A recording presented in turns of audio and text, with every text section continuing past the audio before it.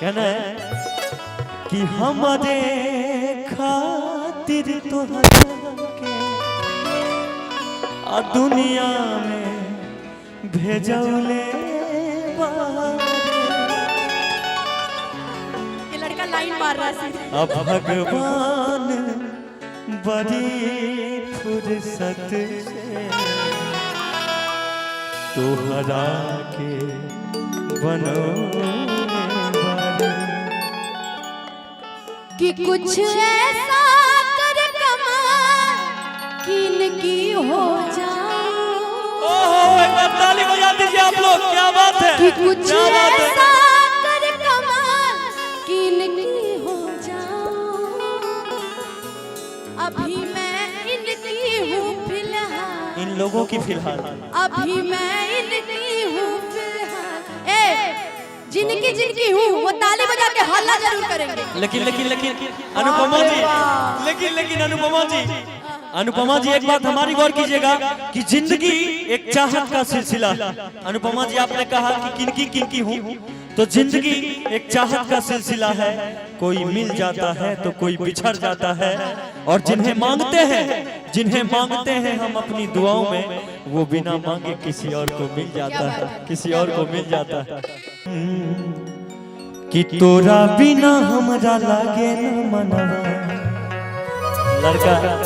लड़का कही आ देखै ही हरदम तोरे सपनवा। कि तोरा खातिर खेल जइबो, कि तोरा खातिर खेल जइबो, अरे हम त अपन जान पे मिलैले बोलैबो तई हो सोनारा के दुकान पे।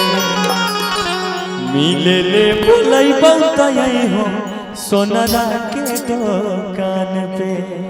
म्यूजिशियन क्या बात है, जय हो।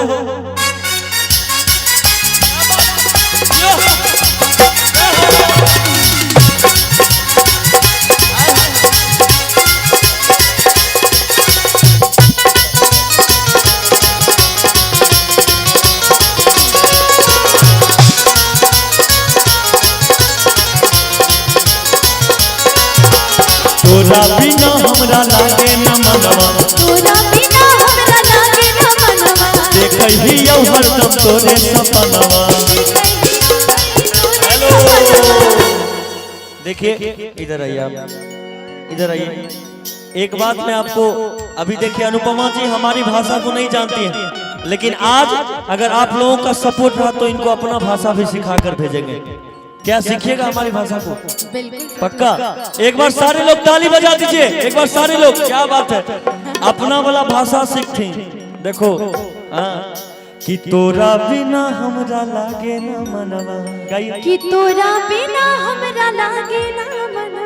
क्या बात है, अरे देखै ही हरदम तोरे सपनवा, अरे देखै ही ओहर हम तोहरे सपनवा। वाह क्या बात है, कि तोरा खातिर खेल जइबो, कि तोरा खातिर खेल जइबो, अरे हम त अपन जान पे। चंदन सिंह क्या बात है भैया, क्या कि तोरा खातिर खेल जइबो, कि तोरा खातिर खेल जइबो। क्या बात है, अरे हम त अपन जान पे, कि हम त अपन जान पे।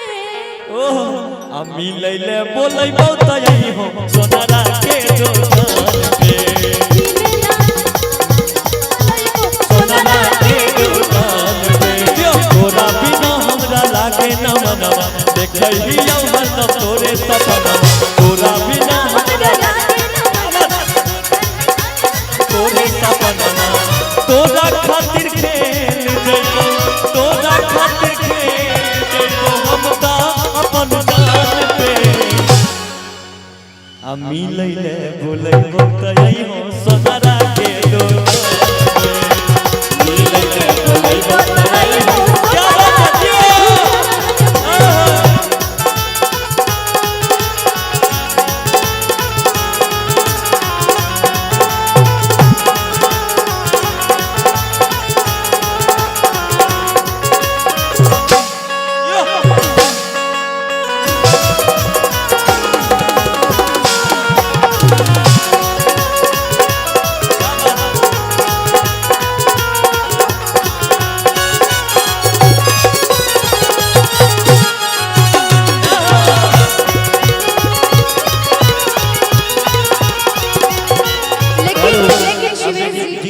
ये जो आप गा रहे हैं हमारी तरफ एक भजन इसी तर्ज पे चलता है कि नया नो हर अभी कन्या बाड़ू हर मेला जाए के कहे जिद करा तारू झूठा हो के डलले बाड़ू अरे हम के झमेला में अरे धनिया है राजू बाबा सर के मेला धनिया है राजू बाबा सर के मेला नया नो हर अभी कन्या बाड़ू मेला जाए के कहे जिद करा तारू नया नो हर अभी कन्या बाड़ू मेला जाए के कहे जिद करा तारू झूठा हो के डलले मारा झूठा हो के डलले मारा राजा जी झमेला आसीवेश जी भुला जाएबा हाय गाँव भर के हम कहें हम बोले अनुपमा जी हेराई जैबा आहै गाँव भर के मेला में कि अनुपमा जी भुलाई जैबा गाँव भर के मेला में कि सैया जी भुला जाएबा तू मारा के मेला में सैया जी भुला जाएबा आला के मेला में हो बचा दी कलानी में बचा हो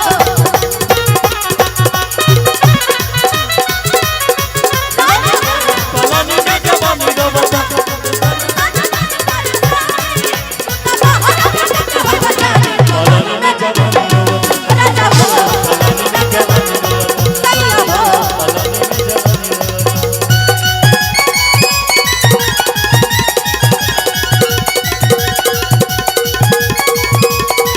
अब हेलो अब मेरी बात हाँ अब आपकी बात कि तोरा से बात करब मुलाकात करब आगे छौरी तनी तनी प्यार के आ शुरुआत करब का हमरा से बात करबा हो हई मुलाकात करबा हो आई ये प्यार वाला बात है कि थोड़ा मुंह देख के आवा कैसन मुलाकात करबा अच्छा एक मिनट अनुपमा जी एक बात बोलना चाहता हूँ मैं आपके लिए कि ये जो लड़कियों के बाल होते हैं जी लड़कों को फंसाने के जाल होते हैं ये जो लड़कियों के बाल होते हैं लड़कों को फंसाने के जाल होते हैं खून चूस लेते हैं लड़कों का सारा खून चूस लेते हैं लड़कों का सारा तभी तो इनके ओठ लाल होते हैं देख लीजिए आपके सामने कि तोरा से बात करब मुलाकात करब गे छौरी तानी तनी प्यार के आ शुरुआत करब और लड़का कहता है इनसे अनुपमा जी से मन हम कर रहे हैं बुझले बात कदम का गाछ हाँ हाँ कहिए कि फेर मत दिए पानी कि फेर मत दिए पानी अरे सीधे सवा के अरमान पे अब आप कह लीजिए कुछ कि मिले आ जाई हकरे जा कि मिले आ जाई हकरे जा हौ पान के दुकान पे आ मिलैले बोलै भोतैबो पान वाला दुकान पे हरे राजा भुला जाइबा क्या बात है कि तोरा से बात करब मुलाकात करब के छौरी तानी तानी प्यार के शुरुआत करब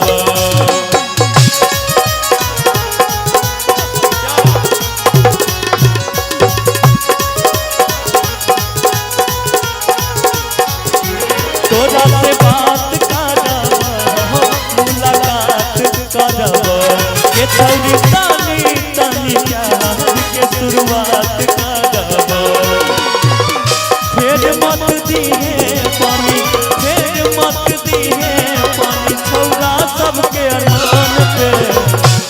अब हमारी बात नहीं रही, जितना गांव का लड़का है बच्चा, जितना बच्चा है चाचा बूढ़े लोग हैं उनके लिए भी कहना है कि जो जवान नहीं देखते वो बुजुर्ग देख लेते हैं, जो जवान नहीं देखते वो बुजुर्ग देख लेते हैं, उम्र के हर मोड़ पर अपनी गाड़ी ब्रेक लेते हैं। हाँ इधर हमारी तरफ देखिए, उधर नहीं, नहीं उधर भी देखना पड़ता है ना थोड़ा, आप ही तो बोले हैं। अरे बाप रे बाप, लिपस्टिक की बात जो बोले थे इसलिए सबको दिखाना पड़ता है।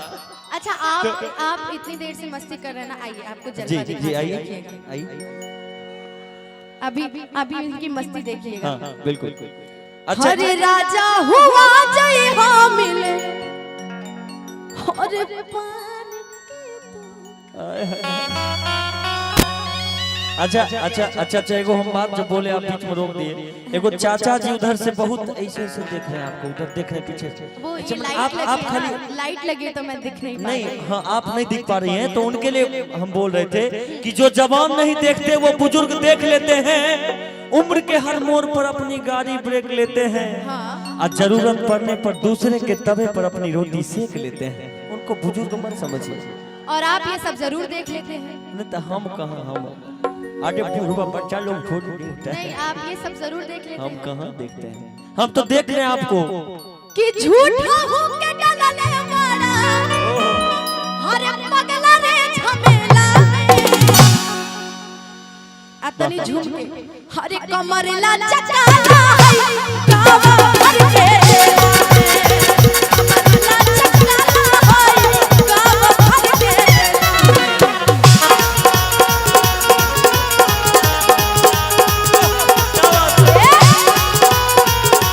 हेलो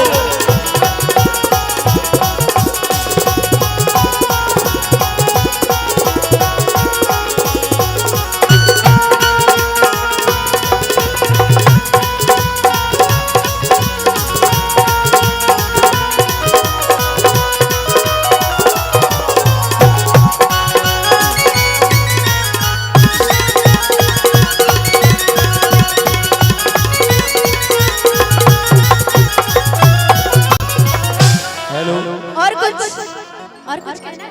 हाँ एगो बात कहना है। हाँ कहिए ना, आप थोड़े बहुत लंबे हैं, थोड़े छोटे छोटे हो जाते हैं तो फिर अच्छा रहता, दोनों आदमी का जोड़ी अच्छा लगता। जी